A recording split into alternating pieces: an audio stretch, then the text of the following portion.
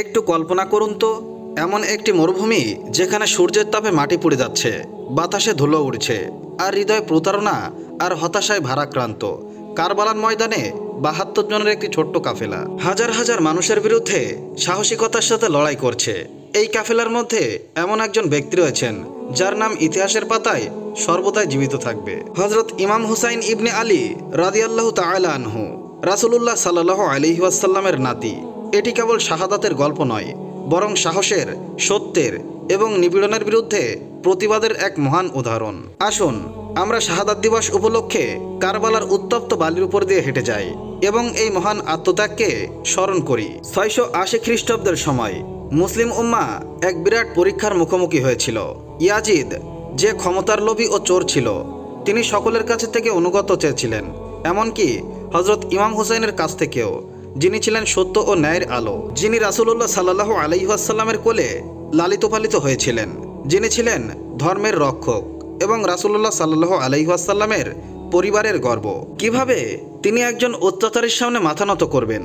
ইমাম হুসাইনের সামনে দুইটা রাস্তা ছিল, হয় ইয়াজিদের কথা মেনে নিয়ে আরামায়েশের জীবনযাপন করবে, নয়তো ন্যায়ের পক্ষে দাঁড়াতে হবে। যদি এর জন্য তার জীবনও চলে যায়, তখন তিনি ন্যায় বিচারের রাস্তা বেছে নিয়েছিলেন। যখন কুফার লোকেরা অনুগত্যের প্রতিশ্রুতি দিয়ে হাজার হাজার চিঠি পাঠালো, তখন ইমাম হুসাইন মদিনা থেকে কুফার দিকে যাত্রা শুরু করেন। ক্ষমতার জন্য নয়, বরং ইসলামের চেতনাকে পুনরুজ্জীবিত করার জন্য। তিনি বললেন, আমি ক্ষমতার জন্য বা সম্পদের জন্য জন্মগ্রহণ করিনি, আমি আমার নানা সম্প্রদায়ের সংস্কারের জন্য উঠেছি, যাতে আমি সৎ কাজের আদেশ দিতে পারি এবং অসৎ কাজকে নিষেধ করতে পারি। ইমাম হুসাইন তার চাচাতো ভাই হযরত মুসলিম বিন আকিলকে কুফায় পাঠালেন, সেখানে জনগণের অনুগত্য পরীক্ষা করার জন্য। শুরুতে হাজার হাজার মানুষ শপথ নিয়েছিল, প্রতিশ্রুতি দিয়েছিল এবং স্লোগানও দিয়েছিল। একদিন ১৭,০০০ মানুষ মুসলিম বিন আকিলকে সমর্থন করে, আর কয়েকদিনের মধ্যেই এই সংখ্যা ৪০,০০০-এ পৌঁছে যায়। কিন্তু যখন ইয়াজিদের গুপ্তচররা এই খবর শুনতে পেল, তারা কুফার গভর্নরকে অন্য শহরে স্থানান্তরিত করল। ইবনে জিয়াদ ভয় ও লোভের মাধ্যমে মানুষের হৃদয়কে বিপদগামী করেছিল। গতকাল পর্যন্ত যারা প্রতিশ্রুতি দিচ্ছিল, তারা এখন জিনিসপত্র কিনছিল এবং ভয়ে কেঁপে উঠছিল। যখন মুসলিম বিন আকিল জুম্মার নামাজের জন্য মসজিদে পৌঁছালেন, আর হাজার হাজার মানুষের ভিড়ের মধ্যে মাত্র ২৬০০ জন অবশিষ্ট রইল, মাগরিবের নামাজের সময় এই সংখ্যা কমে কয়েকজনে নেমে এসেছিল। আর যখন মুসলিম বিন আকিল সালাম ফিরালেন, তখন পিছনে কেউ ছিল না। ইয়াজিদের নিষ্ঠুর গুপ্তচররা মুসলিম বিন আকিলকে গ্রেফতার করে এবং কুফার একটি উঁচু ভবন থেকে তাকে ফেলে দিয়ে শহীদ করা হয়েছিল। তার দেহ চত্বরে ঝুলিয়ে রাখা হয়েছিল, যাতে মানুষের হৃদয়ে ভয় সঞ্চার করা যায়। কিন্তু শহীদ হওয়ার আগে তিনি ইমাম হুসাইনকে একটি চিঠি লিখেছিলেন, পরিস্থিতি অনুকূল, তুমি দ্রুত চলে এসো। ইমাম হুসাইন মক্কা থেকে কুফার উদ্দেশ্যে যাত্রা শুরু করেছিলেন। পরিবারের সদস্যরা, মহিলা, শিশু এবং কয়েকজন বিশ্বস্ত সঙ্গী তার সাথে ছিলেন। কিন্তু রাস্তায় তিনি খবর পেলেন যে মুসলিম বিন আকিল শহীদ হয়েছেন। কুফার লোকেরা তার সাথে বিশ্বাসঘাতকতা করেছে। এখন সে হাজার হাজার সেনাবাহিনীর বিরুদ্ধে একা। সে পথ চলতে শুরু করলেন, সৈন্য সংখ্যায় হাজার হাজার এবং সুসজ্জিত সেনাবাহিনী, যারা যুদ্ধক্ষেত্রে প্রস্তুত ছিল। পথে তার সাথে ফারজাক নামে একজন কবির সাথে দেখা হয়েছিল। তিনি বলেছিলেন, হে হুসাইন, কুফার মানুষের হৃদয় তোমার সাথে, কিন্তু তাদের তরবারি ইয়াজিদের সাথে। ইমাম হুসাইন মুস্কি হেসে জবাব দিলেন, আমি জানি যুদ্ধের ফলাফল কি হবে। আমি আমার অধিকারের জন্য দাঁড়িয়েছি। কুফার লোকেরা যদি আমাকে সমর্থন নাও করে, তবুও আমি একাই সত্যের পথে থাকব। ইমাম হুসাইন যখন কারবালায় পৌঁছালেন, তখন ইয়াজিদের সেনাবাহিনী তার পথ আটকে দেয়। উমর বিন সাদ, যিনি ইয়াজিদের সেনাপতি ছিলেন, তাকে ঘিরে ফেলে। ৯ মুহররমের দিন পানি বন্ধ করে দেওয়া হয়। ৩ দিন ধরে শিশুরা, মহিলারা, পশু পাখি কেউ পানি পায়নি। কিন্তু ইমাম হুসাইনের সংকল্পে বিন্দু মাত্র দ্বিধা ছিল না। ১০ই মুহররম ছিল শুক্রবার। কারবালা যুদ্ধক্ষেত্রে একদিকে ৭২ জন সাহসী সৈনিক ছিল, যাদের মধ্যে ইমাম হুসাইনও ছিলেন। এদের মধ্যে ছিলেন ইমাম হুসাইনের ভাই, পুত্র, ভাগ্নে এবং সহযোদ্ধারা। অন্যদিকে ২২,০০০ লোকের একটি বাহিনী ছিল, যা নিষ্ঠুরতার প্রতীক ছিল। ইমাম হুসাইন তার সঙ্গীদের বলেছিলেন, যে আমার সাথে থাকতে চায় সে থাকতে পারে, আর যে যেতে চায় সে যেতে পারে। কিন্তু কেউ যায়নি। সবাই বলল, মৃত্যু আসলেও আমরা তোমার সাথে আছি। যুদ্ধ শুরু হলো। একে একে ইমাম হুসাইনের সঙ্গীরা যুদ্ধক্ষেত্রে প্রবেশ করলেন। হযরত আলী আকবর, তিনি ছিলেন রাসূলুল্লাহ সাল্লাল্লাহু আলাইহি ওয়াসাল্লামের মুখের আয়না। তিনি ৭০ মহান যোদ্ধাদের পরাজিত করেছিলেন, কিন্তু একটি ধারালো তরবারি তার বুক ছিঁড়ে ফেলল।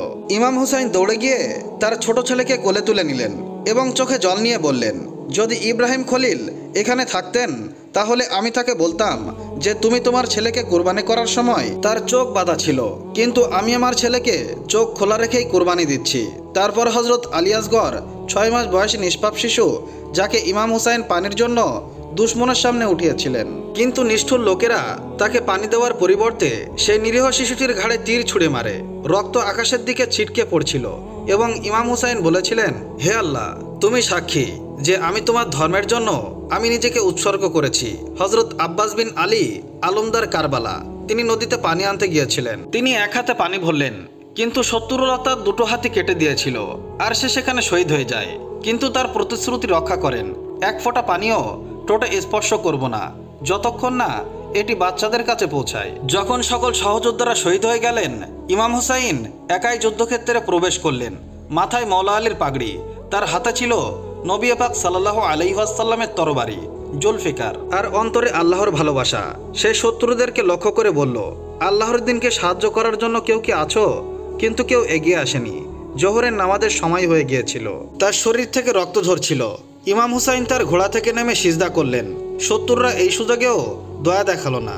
নিষ্ঠুরতার প্রতীক সীমার ইমাম হুসাইনের ঘাড়ে তরবারি চালান। কিন্তু শহীদ হওয়ার আগে ইমাম হুসাইন তার শেষ সিজদায় বলেছিলেন, হে আল্লাহ, তুমি তো জানো যে হুসাইন তোমার সন্তুষ্টির জন্য লড়াই করছে এবং তোমার জন্য শহীদ হচ্ছে।